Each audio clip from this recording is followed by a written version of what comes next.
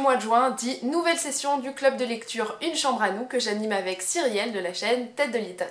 Au cours de la dernière session, nous vous avions proposé de découvrir 2 livres de science-fiction tournant autour du féminisme. Il y avait donc Les Olympiades truquées de Joël Winterberg et Écarlate d'Hilary Jordan.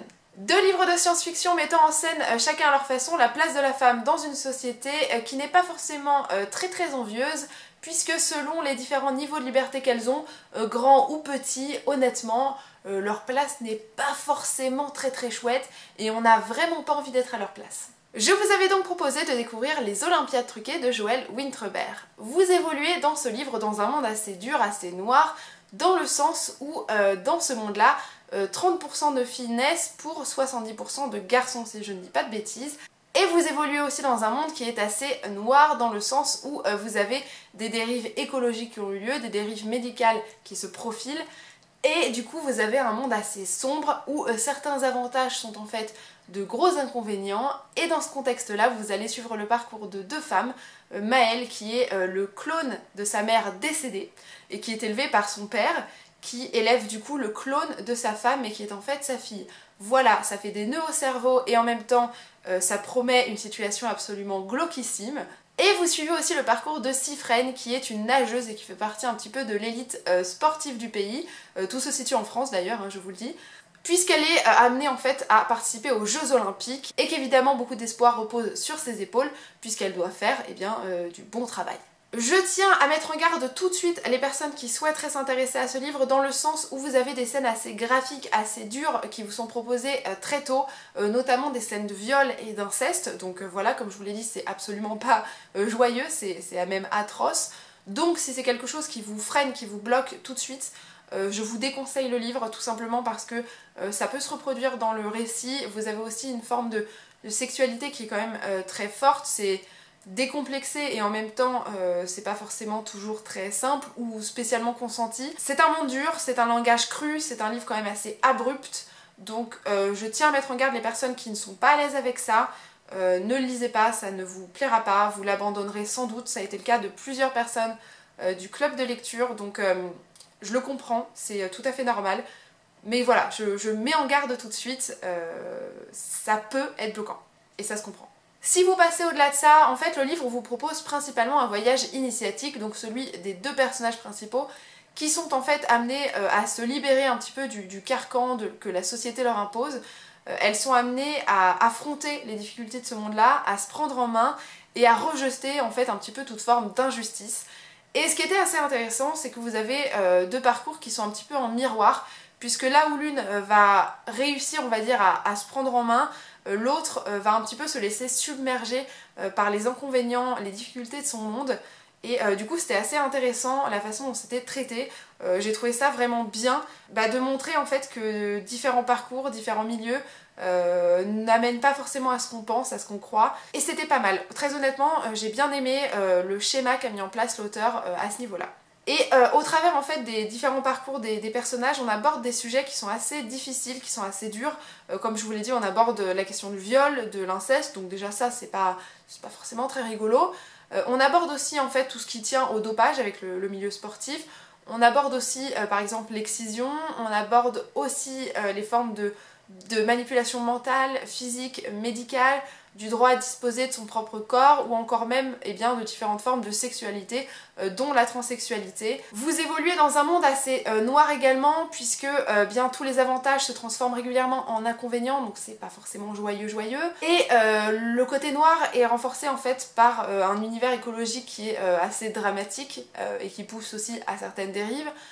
Mais aussi à un milieu médical qui est assez fort et poussé et en fait qui vous met en avant certaines dérives morales et éthiques qui vont forcément en fait perturber la vie des 2 personnages et qui vont un petit peu provoquer leurs différents parcours. Malgré tout, même si j'ai trouvé cette lecture assez addictive, que je l'ai lue très facilement, que j'avais envie de savoir ce qui allait se passer pour les 2 personnages, j'ai lu ça vraiment en quelques jours et j'ai pris plaisir quand même à ma lecture parce que j'ai aimé les points qui étaient soulevés. Malgré tout, le gros point négatif c'est qu'en fait on a l'impression que l'auteur ne fouille pas les sujets. Elle en aborde, elle met en avant certaines injustices, elles sont bien là.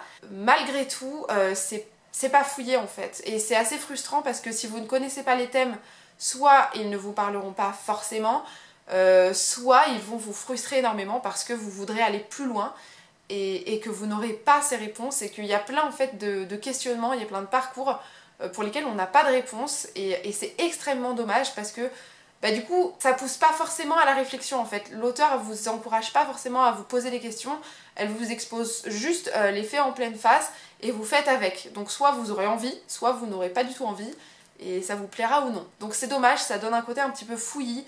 C'est le gros bémol de ce livre, en plus on va dire d'une fin ouverte qui peut carrément être frustrante parce que bah, ça parle ou ça parle pas une fin ouverte et bah voilà, et en plus du côté un petit peu fouillis, ça peut vraiment déplaire, ce que je peux comprendre.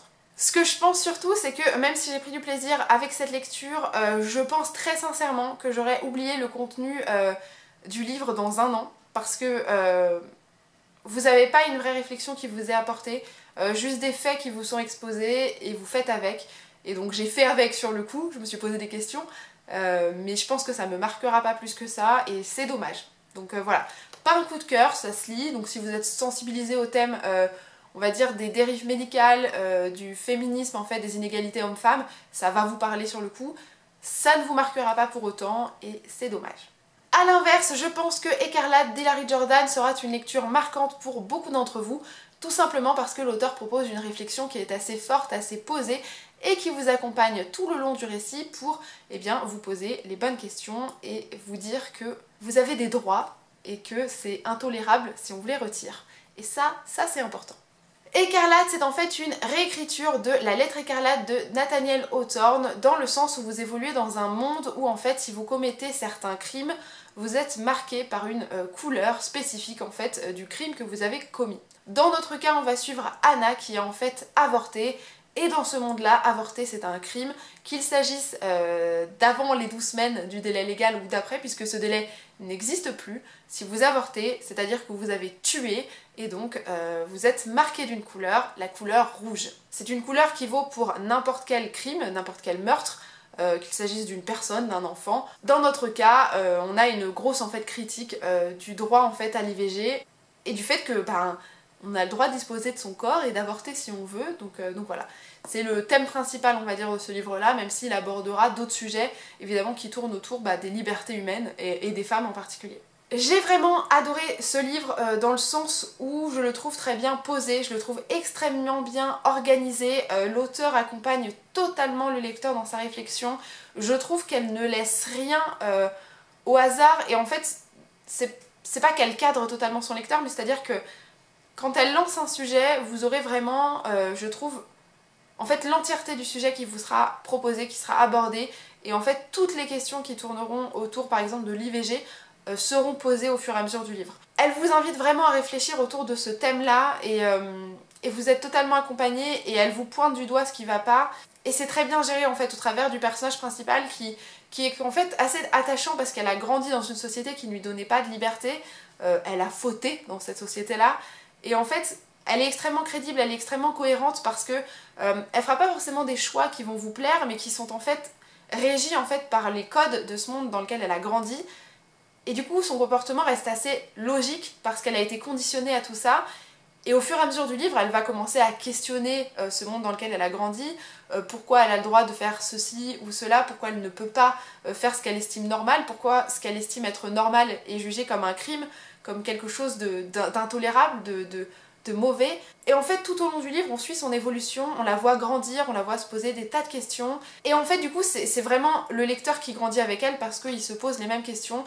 Et il est amené en fait à avoir évolué son mode de pensée, à avoir évolué sa réflexion. Et c'est vraiment bien foutu parce que pour quelqu'un qui ne connaît pas forcément la thématique de fond en comble, et clairement toutes les questions sont posées. Vous serez amené à vous y intéresser. En fait je trouve que c'est une lecture dont on ne sort pas indemne malgré des contenus qui sont absolument pas graphiques. À l'inverse des Olympiades truquées, vous n'avez pas de scènes graphiques, crues, extrêmement choquantes. Vous avez des thèmes très durs qui sont abordés. Mais voilà, c'est pas intolérable à lire. Mais voilà, du coup ça vous pousse à vous poser plein de questions. Parmi les thématiques abordées, vous avez évidemment le droit à disposer de son propre corps, surtout au travers de l'IVG, mais vous avez aussi les mariages qui sont une règle, hein. Une femme est vouée à se marier et à enfanter, c'est son rôle dans ce monde-là, elle en sort pas du tout. Les femmes sont aussi tracées, c'est-à-dire que même n'importe quelle personne, même un homme qui commet un crime, au-delà de la couleur qu'on lui impose pour signifier son crime, pour l'illustrer, il est tracé, c'est-à-dire que vous pouvez le suivre à la trace comme les fichiers aux États-Unis en fait des délinquants sexuels. C'est-à-dire que vous pouvez savoir où ils sont exactement et bien ça donne des formes de dérive puisque certains peuvent s'en servir pour se protéger et s'éloigner, d'autres vont s'en servir pour tuer ces personnes-là puisqu'elles sont traçables. Et dans un monde où l'IVG est un crime, voilà, hein, les personnes condamnées, elles sont pas forcément toutes des monstres et du coup ça rend la chose encore pire. Vous avez aussi la thématique du poids, du schéma sociétal, moral, éthique qu'il faut vivre, qui peut être extrêmement lourd puisque on le connaît en France. Par exemple, là on a la place de la femme, donc elle doit se marier, avoir des enfants, donc elle est aussi forcément hétérosexuelle. Les femmes ne peuvent pas être homosexuelles, les hommes non plus. D'ailleurs on vous parle de cure pour soigner l'homosexualité. C'est quelque chose qui malheureusement est encore assez actuel dans notre société. C'est là où ce livre parle énormément je trouve, parce qu'il est très actuel dans les thématiques qu'il dénonce et malgré un univers qui nous paraît absolument intolérable, même si chez nous c'est pas des normes, les dérives sont là et elles affectent encore énormément de monde. On vous parle aussi du trafic humain, vous en avez aussi beaucoup là-dedans, et on dénonce aussi dans ce livre-là l'instrumentalisation de la religion qui pousse à des dérives énormes, notamment la mise en place d'un monde qui est régi par la religion et qui ne laisse aucune liberté là où techniquement la religion n'enferme personne. Normalement c'est pas un carcan. Malgré tout, ce monde très noir, il est rendu quand même assez accessible grâce aux yeux d'Anna qui nous pose un petit peu un filtre entre les deux et qui nous pousse à la réflexion. On n'est pas forcément dans la soumission totale. Anna, elle se pose beaucoup de questions et elle nous pousse à nous en poser aussi et c'était très très bien fichu. Vraiment, j'ai adoré la mise en place de l'histoire. Du coup, je trouve que c'est vraiment une dystopie parfaite pour s'intéresser au féminisme, pour s'ouvrir en fait aux valeurs du féminisme, en tout cas tout ce qui est bien liberté de disposer de son propre corps. C'est quand même une grosse thématique abordée là-dedans. Parce que je trouve qu'on a une réflexion très saine qui est proposée ici, puisque c'est vraiment toujours Anna qui se pose des questions et qui remet en question le monde dans lequel elle a évolué. Et du coup c'est vraiment très sain parce que elle nous met en avant ce qui va pas, elle va confronter en fait ce qu'on lui dit de faire et ce qui se fait dans les faits et du coup ça met vraiment en avant des dérives qui sont dans ce livre là mais qui existent aussi chez nous et c'est très bien fait et j'ai adoré et j'arrête pas de dire la même chose, ça doit être chiant. Dans l'ensemble, c'était donc une bonne sélection, même si ma préférence revient à Écarlate d'Hilary Jordan, que je vous recommande très fort, qui est facile à lire, foncez. Pour les sessions du mois de juin et de juillet 2017, nous avons décidé de repartir dans du contemporain, on va dire, puisqu'on a décidé de sortir de la fiction pour s'intéresser à la place de la femme dans le monde et au chemin qui reste à faire à certains pays pour accorder une place de la femme plus juste et plus libre, comme c'est le cas, on va dire, au moins dans la société occidentale, parce qu'on a des droits plus importants qui sont là, même s'il y a encore de gros progrès à faire. Mais on a voulu voir ce qui se passait ailleurs et donc au-delà des sociétés occidentales. Dans mon cas, j'ai décidé de vous présenter Chinoise de Xiran.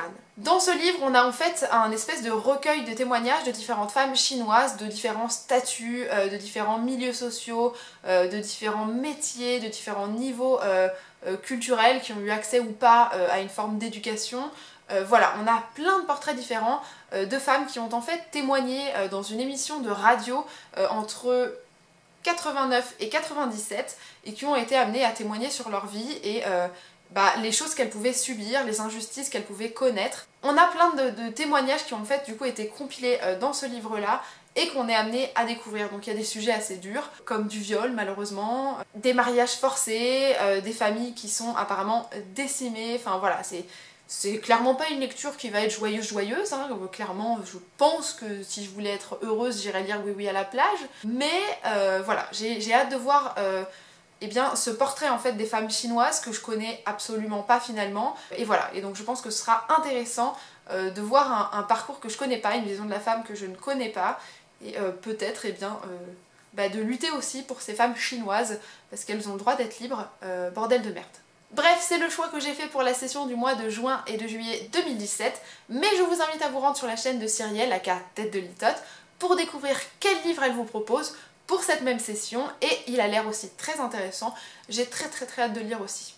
J'espère donc que ce petit bilan vous aura donné envie de lire ces différents livres. Je vous invite à nous retrouver sur la page Une chambre à nous Facebook, sur laquelle on peut discuter des différentes lectures et où on a eu des échanges super intéressants. Je vous remercie encore une fois d'y participer, de nous donner vos avis, c'est hyper enrichissant, donc merci encore. N'hésitez pas à nous rejoindre si ce n'est pas déjà fait et à participer à cette jolie aventure qui est ce joli club de lecture autour de valeurs féministes. En attendant, je vous dis à très bientôt et je vous fais d'énormes bisous. Salut!